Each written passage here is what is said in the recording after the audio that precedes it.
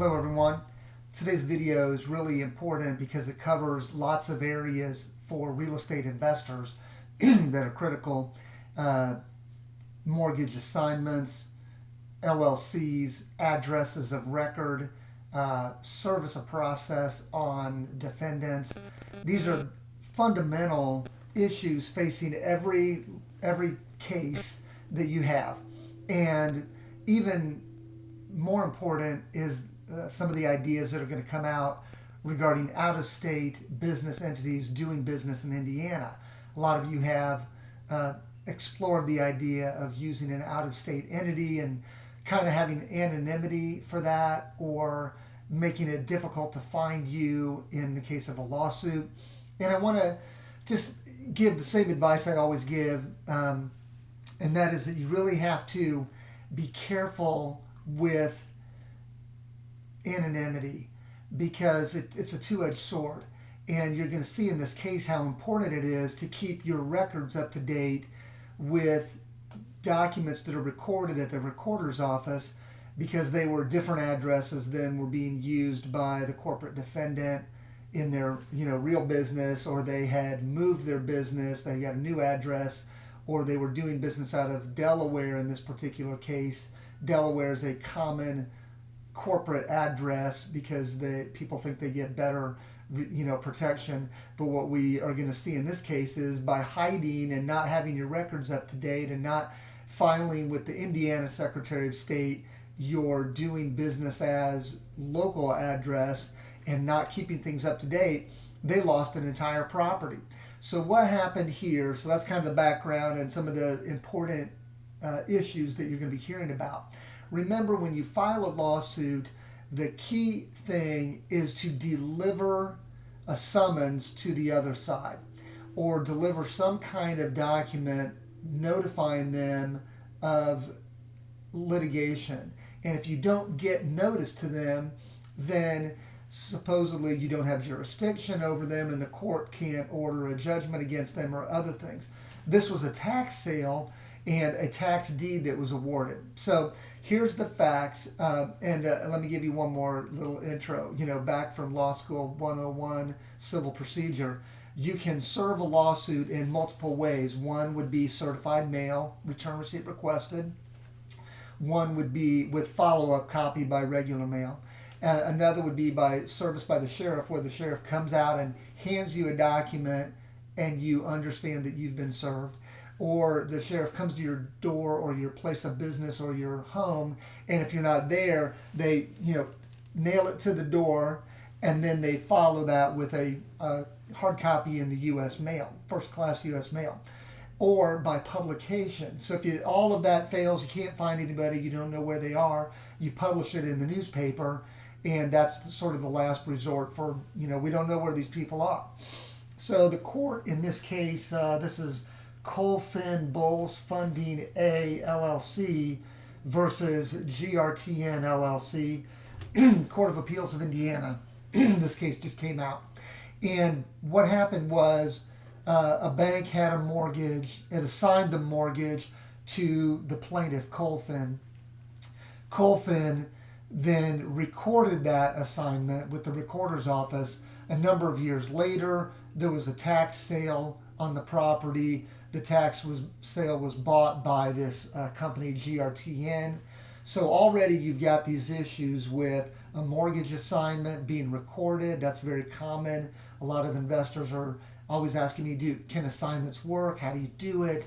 Is it legal? Yes, it's 100% legal. These things happen every single day. This is normal business. But then the devil is in the details. So they recorded that assignment with an address that turned out to be a wrong address several years later, and they didn't keep it updated. So when the tax sale happened, GRTN tried to serve this Colfin. They had bought the tax deed. They were issued a tax deed by the county, and they tried to notify the mortgage assignee with, regular mail and certified mail. They did it twice. So they sent certified mail twice, regular mail twice. Both times it came back undeliverable, the normal thing that's on there. And so the court I think properly, and the Court of Appeals agreed. They said that was enough to give notice to the mortgage creditor of the tax sale and the new deed going to this buyer, GRTN.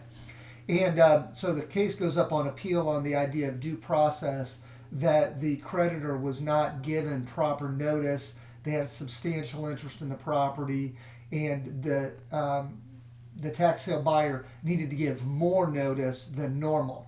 And they went through all these arguments about look in the tax database, you'll find us. Look on the Secretary of State for Delaware, and you'll find our correct address. Interestingly, they didn't say look on the Indiana Secretary of State. And now the idea here is that if you're a foreign entity doing business in Indiana, you have to register. So we know who you are, where you are, how to find you, how to serve you with normal notices.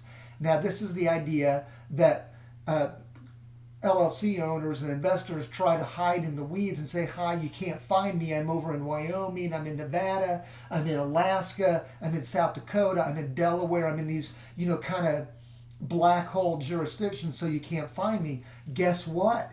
It comes back to bite you. And this is what I tell everybody. If you try to hide, it's going to hurt you probably more than getting notice. You need to have notice of these lawsuits, and you're probably the one that's going to lose out. So don't try to hide. Hiding is a tactic that's just going to bite you in the you-know-where, right? It's not going to work. And you need to be able to enforce your rights against other people, so you need to be doing business in Indiana, Florida, Colorado, wherever we're practicing law, and you're going to need to have your records up to date there, not tell people, oh, look for me in every jurisdiction in the country, because Court of Appeals says don't have to do that.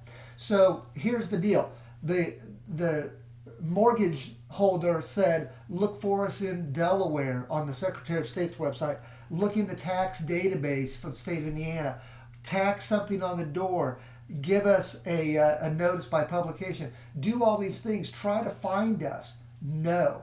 You have a duty as a mortgage holder to keep your address records up to date. Nobody has to go looking for you and finding you and all this other happy nonsense.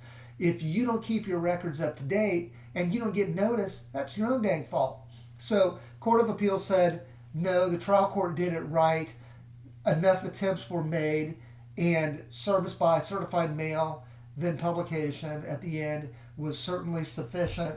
And they also talk about, right, additional reasonable steps. That was the language that they were trying to use to force a creditor or force the tax sale buyer to go get more notice. And the court said, no, they've done enough. This is not normal. So always, of course, we recommend doing everything you can to find a defendant, and we always try to do it that way. And some of these ideas of putting a notice on the door, delivering by regular mail, certified mail, publication, look for them wherever you would normally find them on the Indiana Secretary of State's website. They're recorded instruments. Send it to all those places, and if they don't keep themselves up to date, they're going to get a judgment against them. And this is a perfect case. I think it was well reasoned. They even addressed the United States Supreme Court's rulings on some of this and demonstrated how this case was different than the U.S. Supreme Court case that came down on a similar issue. So read this case. I'll put the site in there. It's a memorandum opinion, but it's got great law. It's got very detailed findings in it, and they're very helpful for litigants. So check out this case. I'm glad you listened to this video, and I hope that it helps you understand what really happens in a lawsuit. Thank you. Have a great day. Call us. We love to defend your territory.